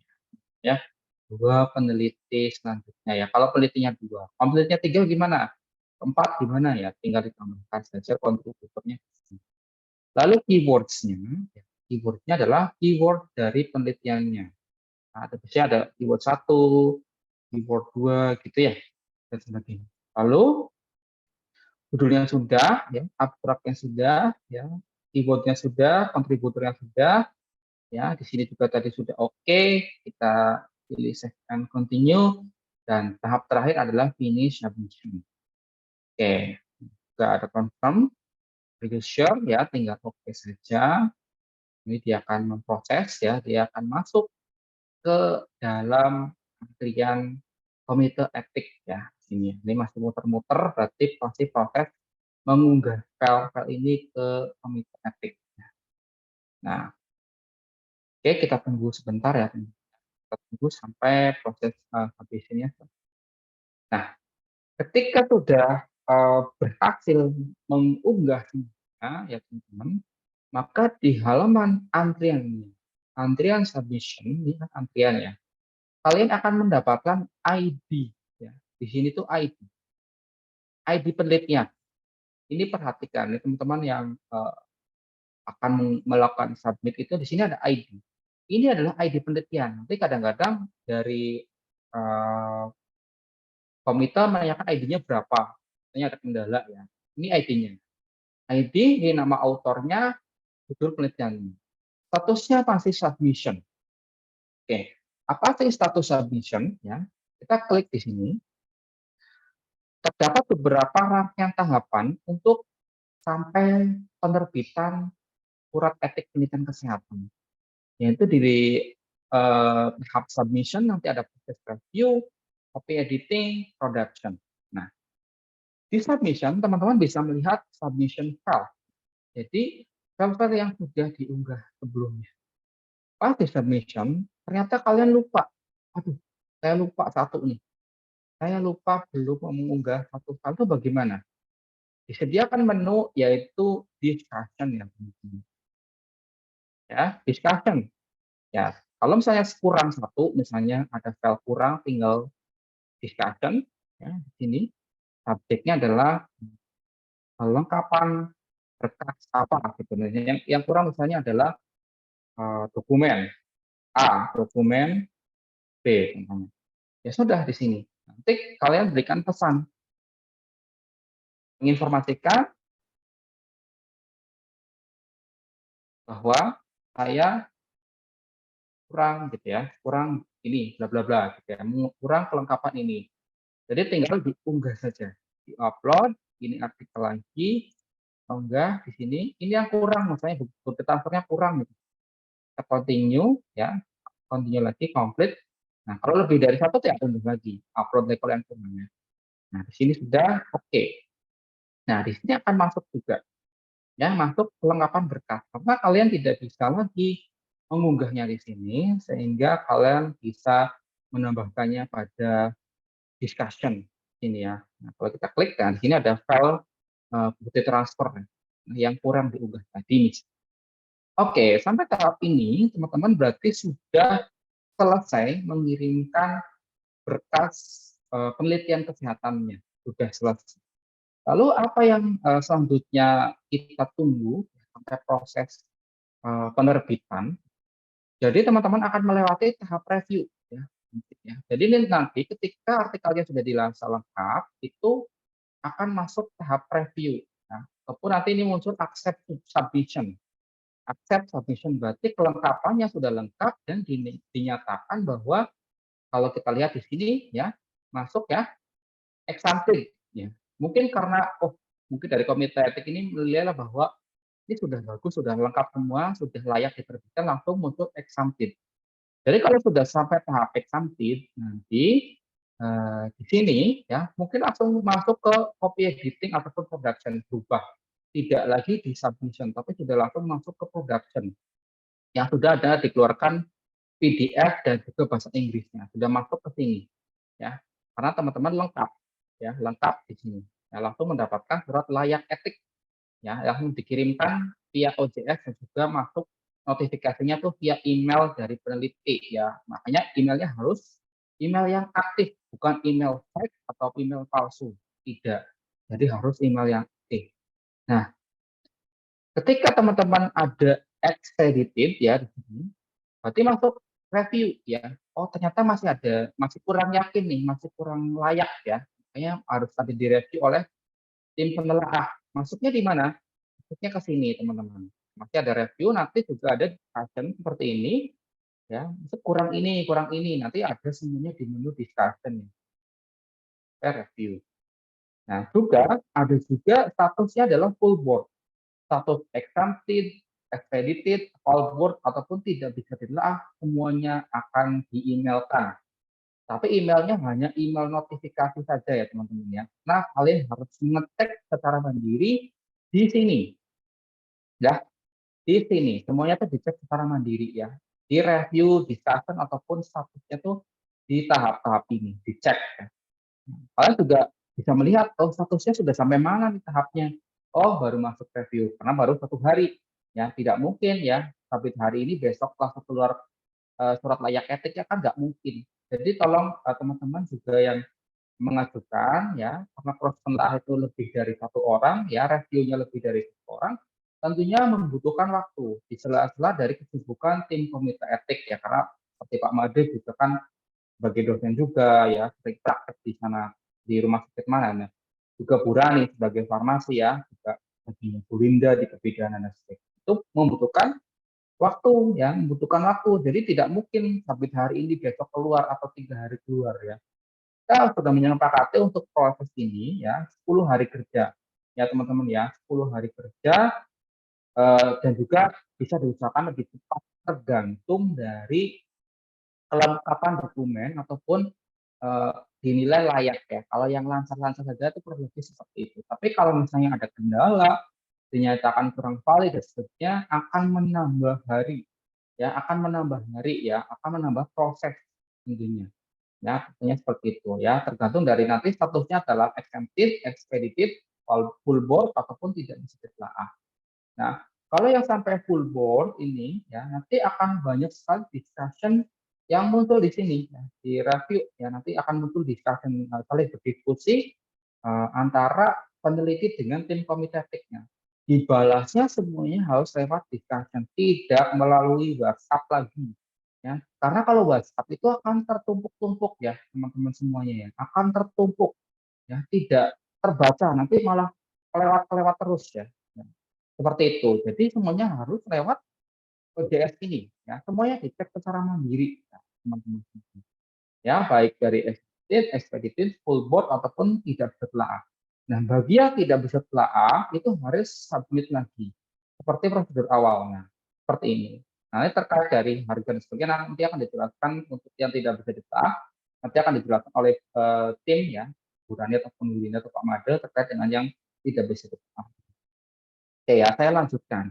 Nah, teman-teman yang sudah dianggap selesai ya, reviewnya lolos, editingnya lolos, nanti akan masuk di production ya. Production ini nanti akan ada satu folder ya, foldernya itu PDF. PDF berisi surat layak etiknya, jadi tinggal di-download itu saja. Bahkan teman-teman kalau bisa kita lihat di sini, nanti akan diterbitkan di current ataupun artisnya. Di current ini. Nah ini kan karena ini masih baru, jadi belum ada satupun ya yang diterbitkan. Jadi karena kita akan memproses penerbitan itu 1 bulan ya, untuk penerbitan etiknya yang diterbitkan secara publik. Kalau yang privat itu berarti masuknya di dalam ya, di sini ya, di menu production nanti kalian bisa mendownloadnya. Ataupun kalau yang publik nanti akan muncul nih, misalnya volume 1 isu 1 ya untuk bulan Februari. Tuh, nanti Februari nanti di sini tuh akan ada list ya. Contohnya kalau di Medica nanti di sini ada seperti ini.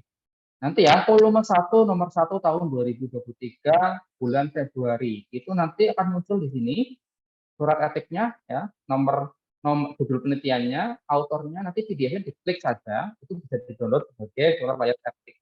Ini. Itu kalau yang sifatnya publik nanti. Tapi kesepakatan lagi dari komite etik apakah mempublikkan ataupun private, nah, itu nanti tergantung dari komite etik ya. Tapi kalau terakhir saya konsul dengan Bu Ulfa boleh dipublikkan ya. Jadi berupa judul, author dan PDF ya. Tinggal diklik PDF-nya saja, nanti tinggal di-download di sini. Nah, di-download ya. Ini contohnya yang sistem Medica. Nanti di sini ada captura surat layak etiknya. Di sini tinggal di-download saja, itu sudah bisa sebagai etik. Jadi muncul di home di sini kalau yang terbaru ya, di sini akan muncul ini surat etiknya. Ataupun teman-teman juga bisa melihat di arsipnya, nanti cari isunya. Misalnya saya mengurusnya di volume 1 nomor 1. Nah, kemudian saya baru memprosesnya di 6 bulan kemudian. Itu kan berarti kan sudah agak lama ya mengunjunginya. Itu boleh melihat, saya ditanyakan kembali mana suratnya, bisa dicari di database di komite etik. Jadi untuk prosesnya kurang lebih seperti itu ya, teman-teman semuanya sangat mudah ya, hanya mengunggah saja dan juga merespon atas dari hasil reviewer, kurang lebih seperti itu. Nah, mungkin dari saya cukup Bu Hani ya, mungkin ada sesi tanya jawab ya untuk Made ataupun saya terkait dengan proses pengurusan. Oke, terima kasih. Assalamualaikum. Waktu dan tempat saya kembalikan ke moderator Bu Rani, silakan.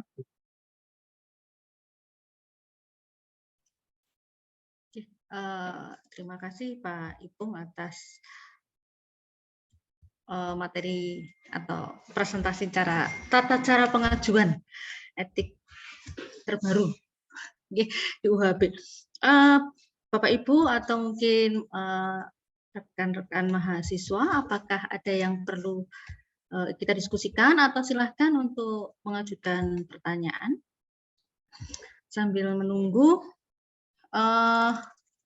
Tadi kan di slide-nya Pak Ipung atau di presentasinya Pak Made dan di pemaparan Pak Made dan Pak Ipung, ada ketika kita mengajukan etik penelitian, ada istilahnya exempted, expenditive, full board, dan tidak bisa ditelaah.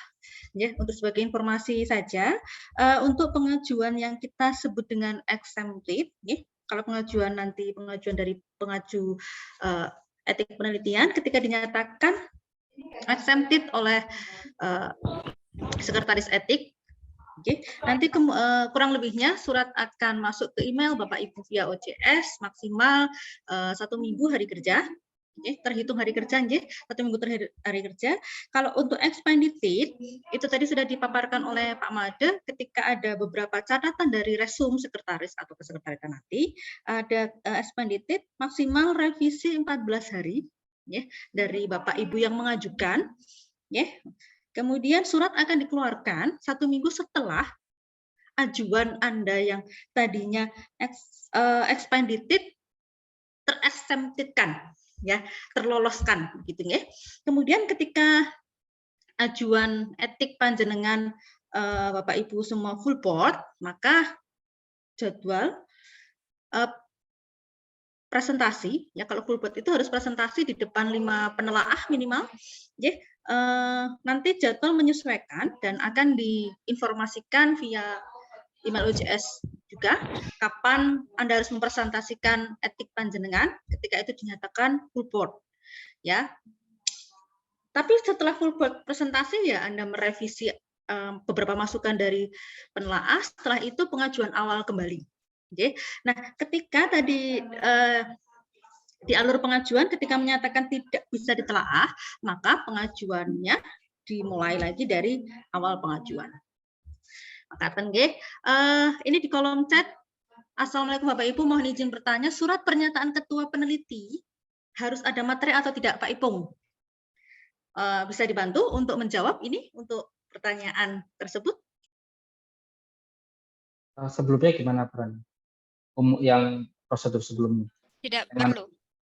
Tidak perlu ya, menggunakan boleh, Mbak, Pak. ya? Ya, Mungkin tidak saya ya. coba tambahkan, boleh Bu Rani? Silakan Bu Terkait Linda, syarat-syarat monggo. yang tadi sudah disampaikan. Terima kasih, monggo Mohon Bu Linda. izin Pak Ipung, Pak Made, saya coba izin menyampaikan terkait syarat-syarat yang tadi sudah disebutkan baik oleh Pak Ipung maupun Pak Made. Di sini saya menambahkan sedikit. Tadi kalau saya lihat ini syarat-syaratnya tadi yang sudah disebutkan.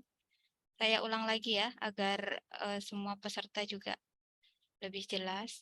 Terutama di sini peserta yang mahasiswa, karena mahasiswa baru pertama kali mengajukan etik gitu ya.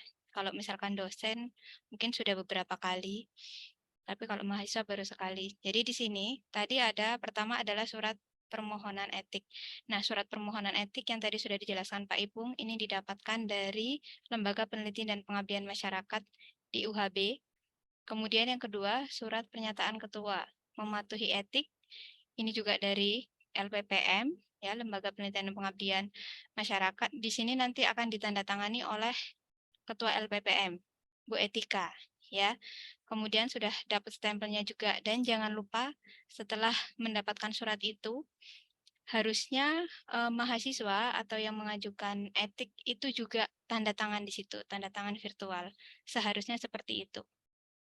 Kemudian protokol etik, nanti saya berikan contohnya. Ya, tadi kalian juga bisa download di sistem OJS-nya, tapi nanti saya perlihatkan yang sudah terisi. Kemudian juga ada formulir self-assessment, bukti transfer, ada CV. Nah, CV peneliti utama ini adalah CV mahasiswa, jadi silakan mulai dari sekarang kalian boleh mengisi atau membuat CV. Kemudian CV peneliti, anggota peneliti itu adalah pembimbing 1 dan pembimbing 2. Jadi silakan meminta CV dari pembimbing 1 dan pembimbing 2. Saya rasa pembimbing nanti akan memberikan karena saya rasa mereka juga sudah pernah berpengalaman di bimbingan sebelum-sebelumnya. Kemudian lembar pengesahan proposal itu adalah lembar pengesahan proposal setelah ujian proposal. Dan pastikan ada tanda tangannya penguji 1, penguji 2, penguji 3, dan juga tanda tangan serta stempel ketua program studi. Karena banyak kasus mahasiswa melampirkan lembar pengesahan judul. Betul ada tanda tangan pembimbing 1, pembimbing 2, tapi itu salah. Ya. Jadi lembar pengesahan proposal setelah kalian dinyatakan lulus dari ujian proposal, bukan lembar tanda tangan persetujuan judul. Kemudian, ataupun tanda tangan lembar pengesahan, tetapi ketua program studinya belum tanda tangan dan belum tempel. Kemudian setelah itu, formulir informasi kepada responden. Pasti mungkin ada beberapa penelitian yang membutuhkan formulir informasi kepada responden ataupun inform consent, boleh salah satunya. Kemudian lembar penelitian atau instrumen penelitian bisa kuesioner ataupun instrumen yang lainnya itu wajib dilampirkan. Di sini coba saya akan share terkait dengan beberapa dokumen tadi, misalnya seperti protokol etik ya.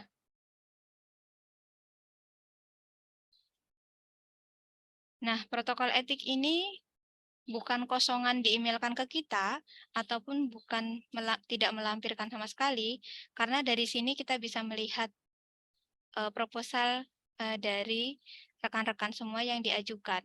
Jadi ada identitas pengajunya juga. Pastikan menuliskan email yang memang digunakan. Jangan email temannya, karena ada beberapa ajuan yang masuk itu meminta temannya untuk mengemailkan. Jadi antara email yang tertulis di protokol etik dengan email yang masuk itu berbeda. Harusnya yang tertulis di protokol etik dengan yang mengemailkan itu sama, atau yang tercantum di email sama. Gitu. Karena dulu sistemnya email ya. Kalau sekarang OJS pastikan emailnya sesuai, kemudian nomor di sini ada nomor HP, ada identitas program studi dan lain-lain, judul ini adalah yang sudah terisi termasuk pembimbing 1, pembimbing 2-nya, dananya dan lain-lain, ini pastikan terisi semuanya. Ini adalah surat permohonan etik, kemudian ada bukti transfer, kalau memang ada bukti transfer dituliskan tanggal berapa, nama yang mentransferkan siapa, karena ada beberapa ajuan mungkin yang mengajukan ini tidak mempunyai mobile banking dan lain-lain sehingga meminta temannya. Sehingga misalkan temannya Susi sudah mengajukan, kemudian ajuan atas nama Nani itu juga namanya Susi gitu. Nggak apa-apa, asalkan memang itu di bukti transfernya di tanggal atau jam yang berbeda gitu, bukan ajuannya punya temannya diduplikasi di sini. Gitu ya. Kemudian semuanya dilengkapi hingga akhir. Gitu. Kemudian berikutnya terkait dengan self-assessment. Dokumen self-assessment itu seperti ini yang sudah terisi. Ya, kalian baca, kemudian kalian isi semuanya di sini ya, tempat dan waktunya dan lain-lain hingga akhir. Apakah ada inform consent dan apakah pasien juga mendapatkan penjelasan, berbeda jika itu pakainya hewan uji ya. Kemudian surat dari LPPM. Untuk CV peneliti ataupun CV anggota peneliti pembimbing 1 dan pembimbing 2 pastikan dituliskan dengan jelas. Misalnya CV anggota peneliti 1 dalam kurung pembimbing 1, CV anggota peneliti 2 dalam kurung pembimbing 2. Lalu ini adalah mungkin tadi Pak Ipung sudah nge-share ya untuk surat pernyataan ketua peneliti, mungkin tidak akan saya sampaikan. Itu saja Bu Rani sekilas terkait syarat-syarat yang harus dipenuhi. Terima kasih Bu Rani.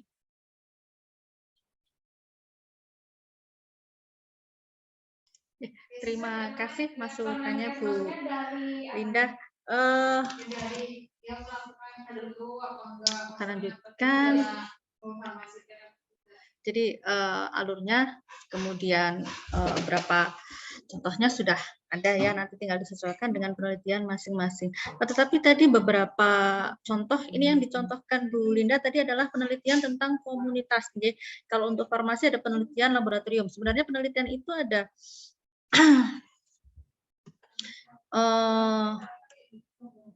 beberapa jenis penelitian ya, kalau kita katakan. Boleh juga kita tulis.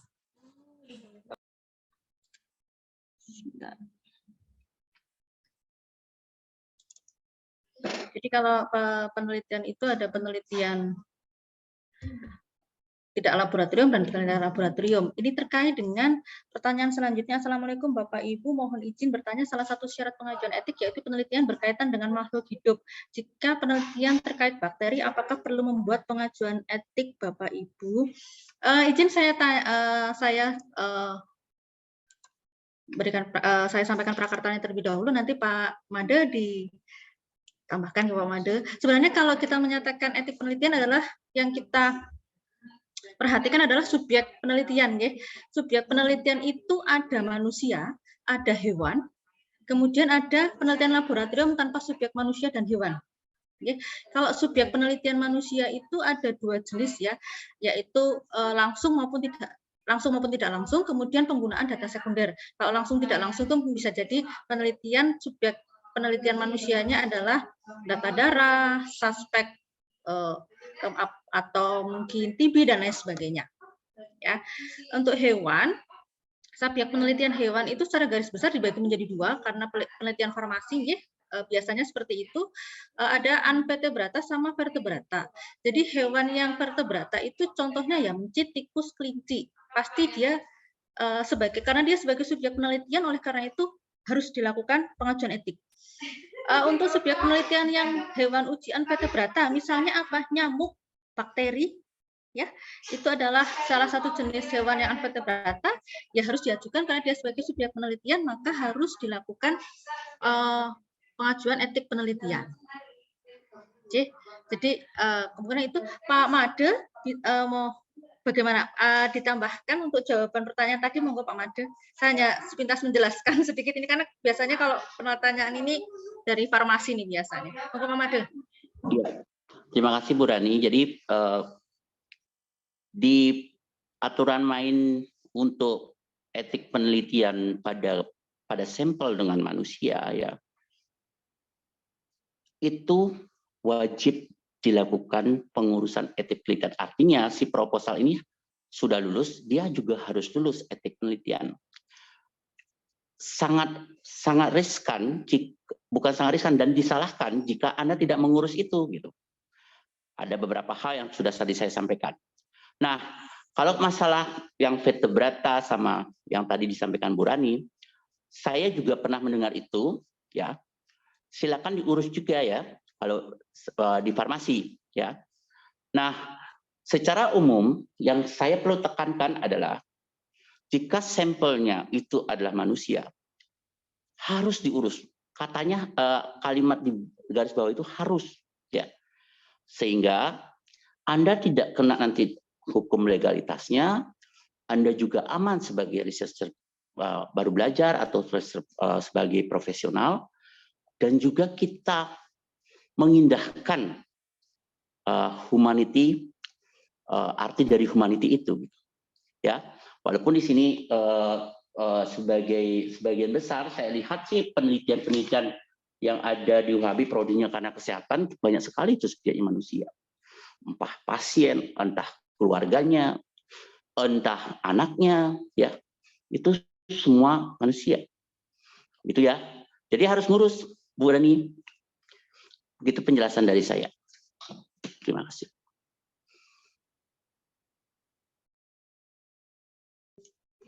Terima kasih Pak Made atas jawabannya. Jadi subjek penelitian itu bisa manusia, bisa hewan uji. Ya.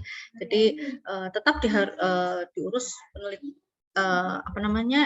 izin etik penelitiannya, karena subjek penelitiannya adalah makhluk hidup. Ya, makhluk hidupnya itu manusia dan hewan. Ya. Jadi kalau ditanyakan tadi bakteri, ya karena bakteri termasuk hewan, termasuk dalam hewan, jadi tetap diajukan etik penelitian. Ada pertanyaan dari para peserta sosialisasi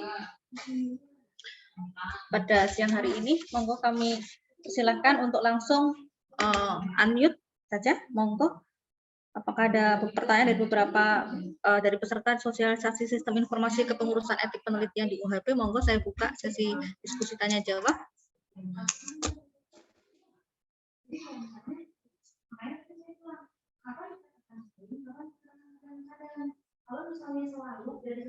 Oke, berarti kalau tidak ada pertanyaan, alhamdulillah Pak Ipung, Pak Made ini mudah dipahami. Semoga saja nanti terornya tidak ke saya, tapi ke Pak Ipung bagaimana cara ngupload ini nanti.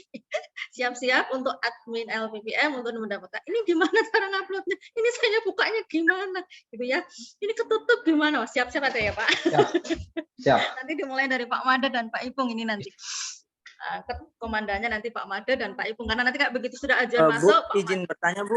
Silakan, sebutkan nama, monggo. Perkenalkan Bu, saya Gangsa Dario Narendra dari Prodi Anestesi. Izin bertanya terkait formulir protokol etik itu nanti ikut diupload atau tidak ya Bu? Tadi waktu Pak Ipung menjelaskan tidak ada formulir itu Bu. Oke. Ya, mungkin itu aja Bu. Terima kasih. Boleh Pak Ipung, silahkan. Ya, nanti saya buatkan sebuah halaman baru yaitu syarat pengajuan etik di OJS-nya. Diklik saja nanti di menu atas ya, menu atas nanti semua file-file kelengkapannya tinggal bisa di-download di Google Dokumen nanti ya, Mas. Jadi semua sudah saya upload ke OJS-nya. Jadi tinggal download. Oh, baik Pak. Berarti itu nanti ikut dilampirkan di itu ya Pak, apa namanya, waktu penguploadan itu Pak? Ya, dilampirkan semua syaratnya ya, semuanya. Submission. Pas submission itu. Oh, nggih Pak. Baik Pak. Terima kasih Pak. Ada yang lain?